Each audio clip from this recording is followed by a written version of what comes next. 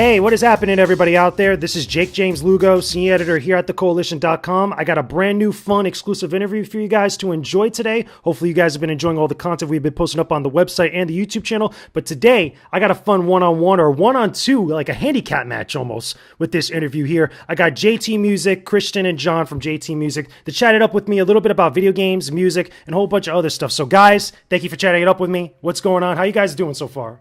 Yeah, thank you for having us. Yeah, we're doing well.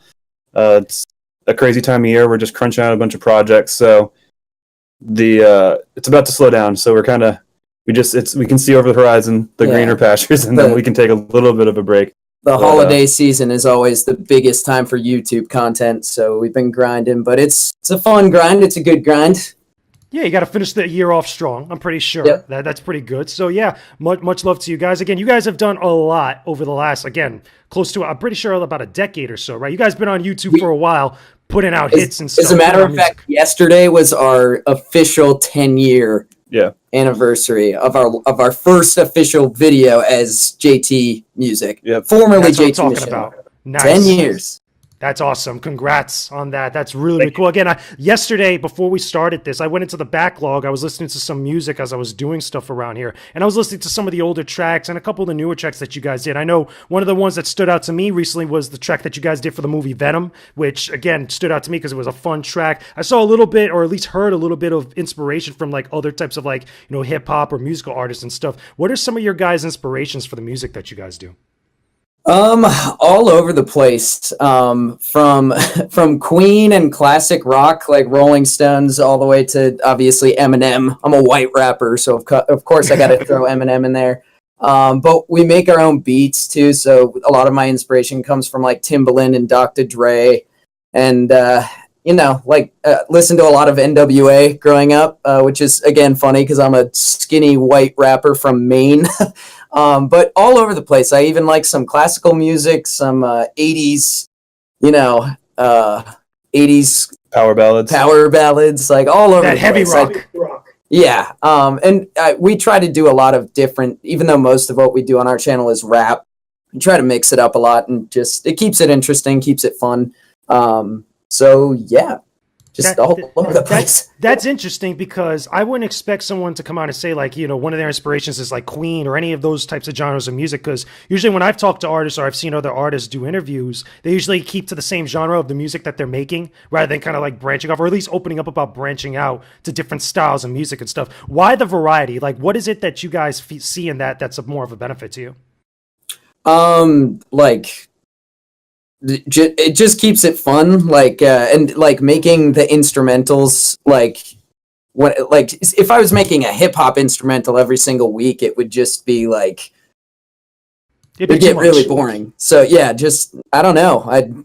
Like I said, I just grew up with a lot of different inspirations for music. So trying, 1 week doing a rap song, and then the next week doing a 50s doo-wop love song really keeps it fun and interesting. And we don't consider ourselves as a rap group or anything like that, or even a band, honestly. Yeah. It's just most of our songs artists. being raps. Yeah. So, if that's usually why we say video game raps wholesale, but we're not pigeonholed to any one genre or even what we choose to cover in terms of nerd culture. So it can be movies or video games or comic books or just themes around it. Like we have one music video that's just about two guys who have really unhealthy gaming habits, and that's just a song we made. So it's like a very Lonely Island inspired goofy comedy song.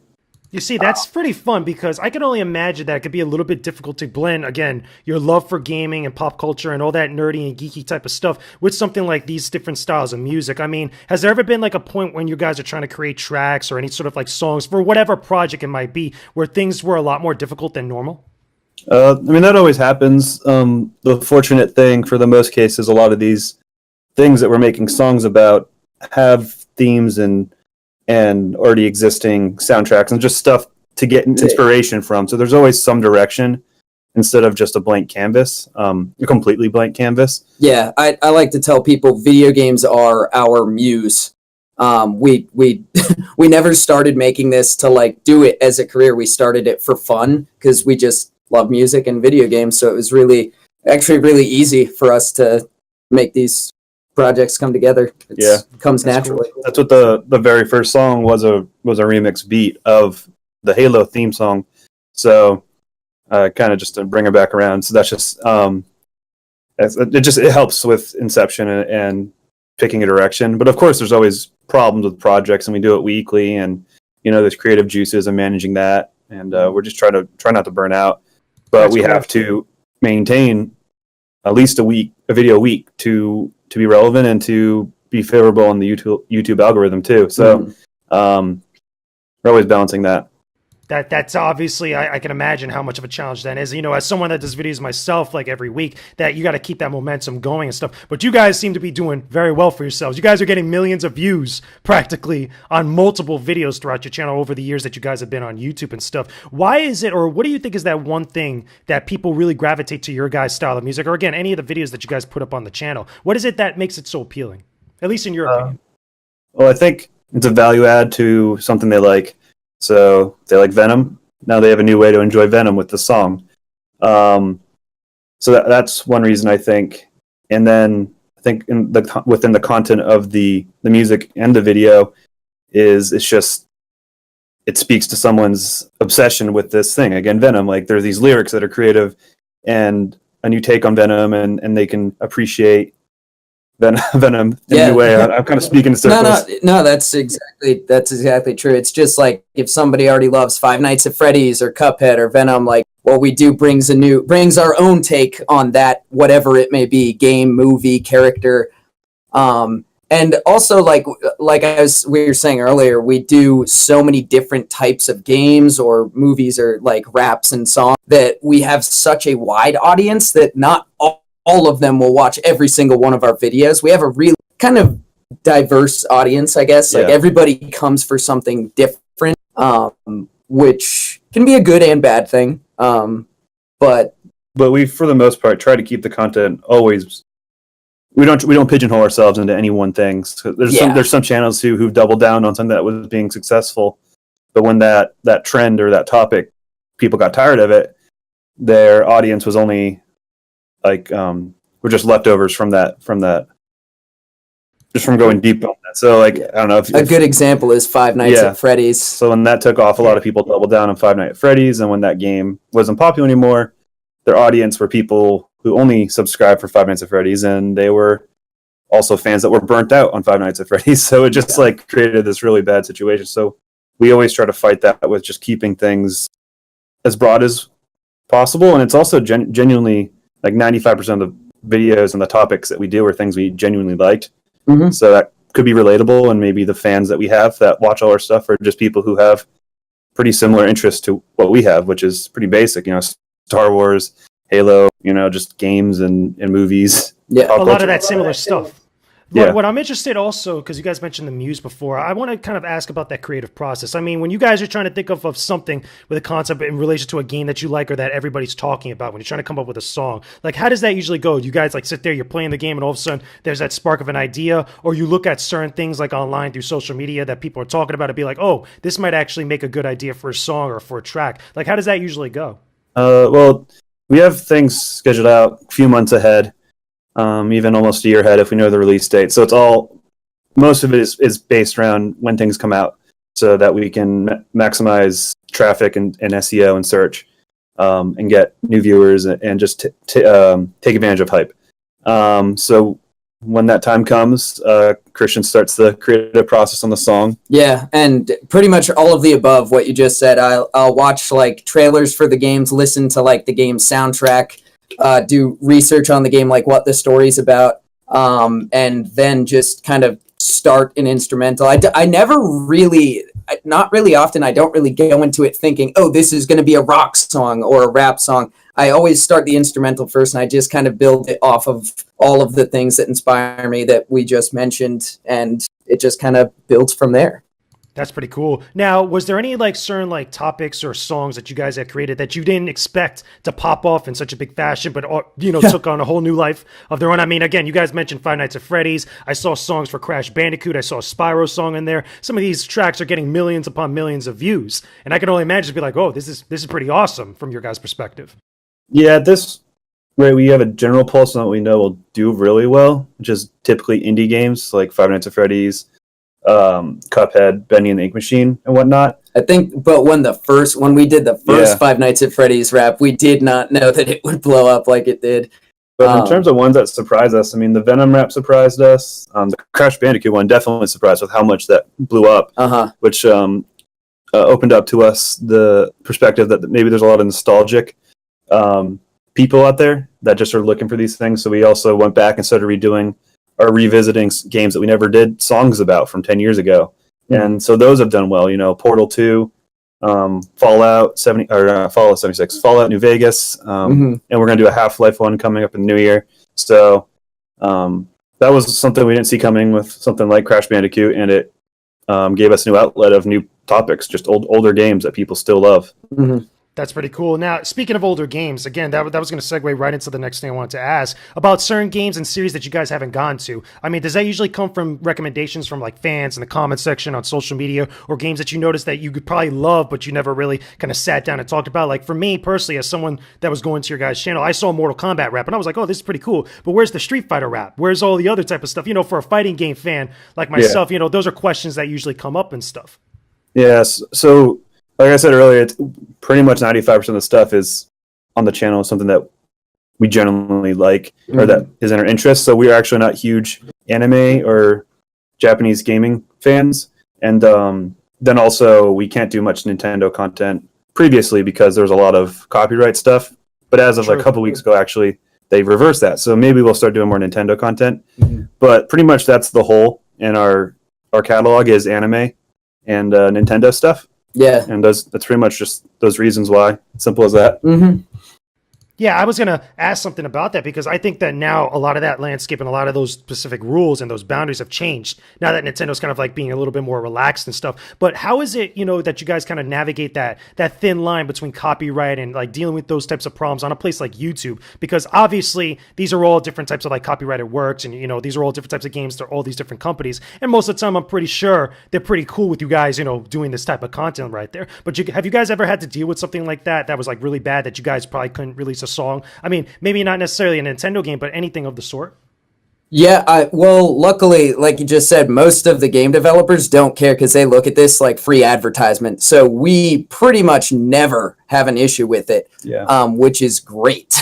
And we used to be part of MCNs, which are multi-channel networks, who kind of, you're within their network of advertisers, and it just kind of helps you expedite that process of being cleared copyright-wise.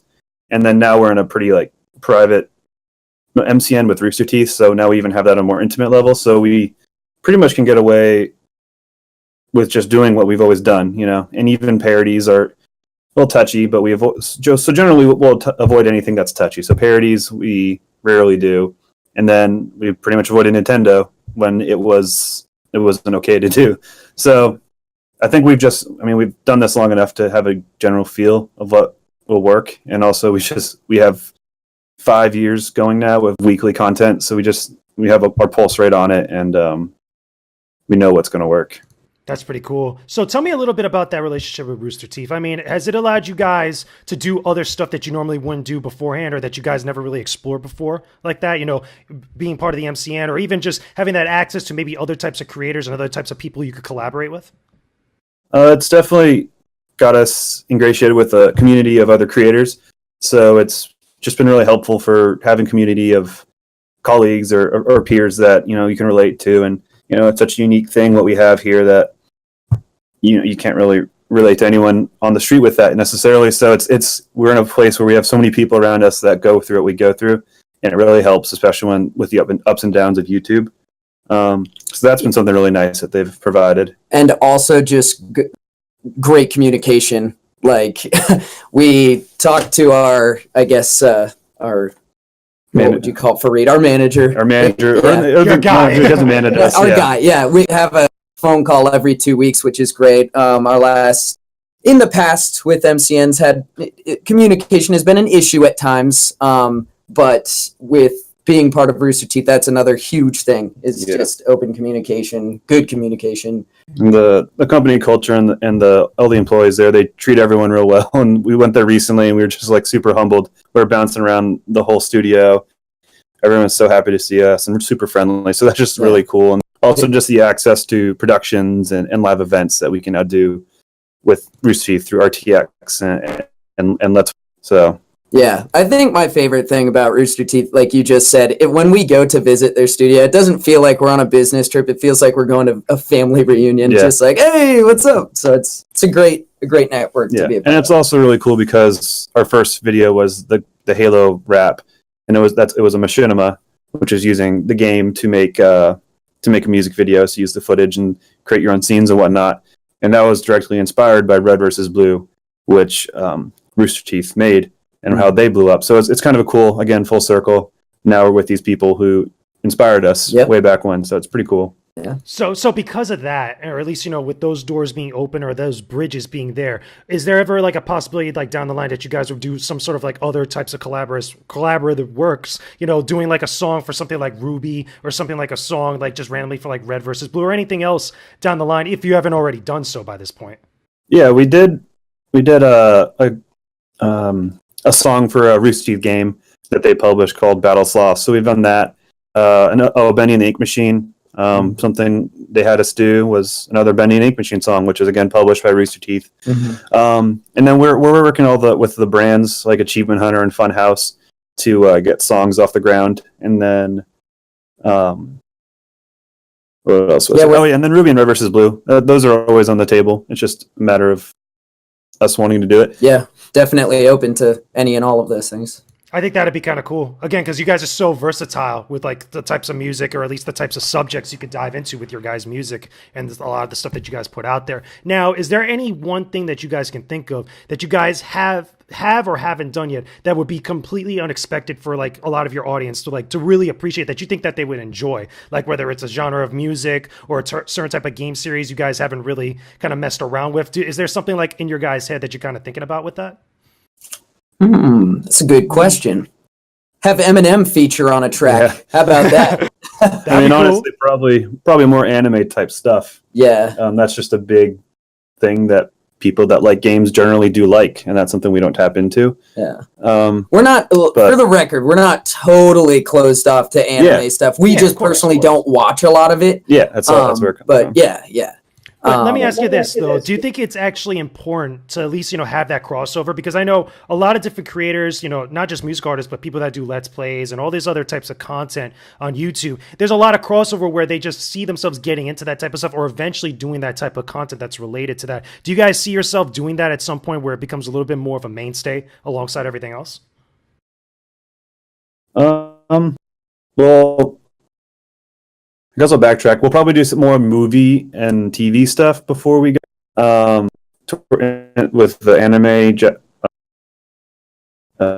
Japanese kind of stuff. Yeah.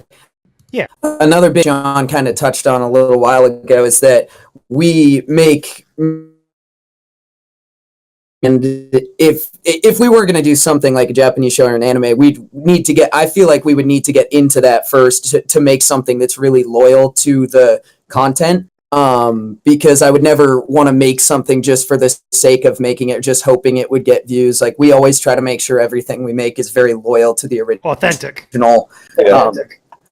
that's the biggest thing about, anyone that feels passionate about something or really like something, that people can easily, sniff out bullshit. So that's part of the big thing, is we don't want to come across as disingenuous. So that's why we do things that we do know when we do love. Definitely. Sounds definitely good. And it sounds like you guys got a good head on your shoulders, which is awesome. Is there, to kind of wrap everything up, kind of tie everything up nicely in a bow, is there, where do you guys want to go next? Like, what is your guys' next goal, or next immediate goal, I should say, for the channel, for your guys' content, for the music and the creative stuff and endeavors that you guys are up to? Another good question. Mainly with the way things are, is to, like, in terms of the topsy-turviness of YouTube and making money on the main thing is just to keep growing and diversifying revenue streams, and just setting ourselves up to survive and last. And so we can just keep doing this, because it's, it's the best job around, and I get to do it with your best friend. So it's just want to keep that going. Yeah, and so it's kind of a continuous goal for me. Yeah, just growth. Making sure that we're always having fun with it and enjoying and loving what we do.